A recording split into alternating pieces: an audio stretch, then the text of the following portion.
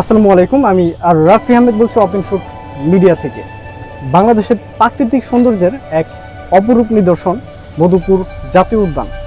টাঙ্গাইল ও ময়মনসিংহ জেলার বিস্তীর্ণ অঞ্চল জুড়ে অবস্থিত এই উদ্যানটি বাংলাদেশের অন্যতম প্রাচীন ও ঐতিহাসিক বনাঞ্চল। প্রকৃতির গহীনে হারিয়ে যাওয়ার মতো একটি বিস্ময়কর স্থান, যেখানে শালবনের গ্রানে মিশে আছে হাজারো জীবনের গল্প। মধুপুর জাতীয় উদ্যানটি প্রতিষ্ঠিত হয় 1962 সালে এবং সরকারিভাবে জাতীয় উদ্যান হিসেবে স্বীকৃতি পায় 1982 সালে। প্রায় 8,436 হেক্টর আয়তন জুড়ে এই বিস্তৃত বনভূমিটি শালবন নামে পরিচিত।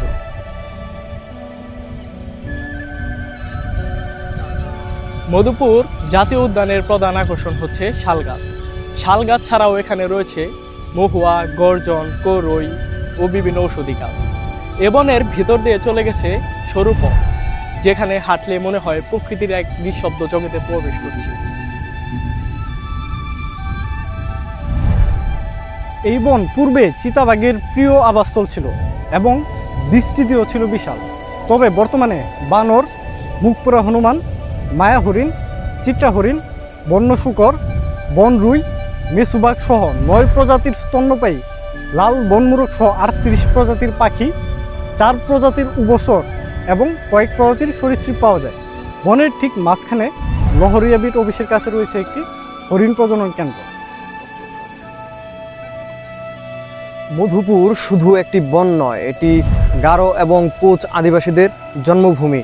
তাদের ভাষা, সংস্কৃতি এবং ঐতিহ্য বনের সঙ্গে মিশে একাকার। এখানে তারা গড়ে তুলেছে তাদের নিজস্ব জীবনযাত্রা। প্রতি বছর অনেক প্রকৃতিপ্রেমী শিক্ষার্থী ও পর্যটক এখানে বেড়াতে আসেন। পিকনিক স্পট, ওয়াচ টাওয়ার এবং ট্রেল থাকা সত্ত্বেও এখানকার পর্যটন এখনও অনেকটাই অনুন্নত।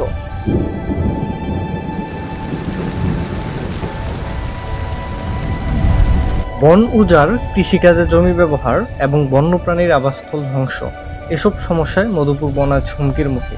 তাই প্রয়োজন সচেতনতা, টেকসই ব্যবস্থাপনা ও পরিবেশ সংরক্ষণে সকলের উদ্যোগ। আমরা এই মুহূর্তে আছি মধুপুর জাতীয় উদ্যানের মধ্যে অবস্থিত একটি ওয়াচ টাওয়ারে। আমরা 10 টাকা করে জনপ্রতি টিকিট কালেক্ট করে উপরে উঠছি এবং উপরে উঠে আপনার উপরের ভিউ দেখানোর চেষ্টা করব।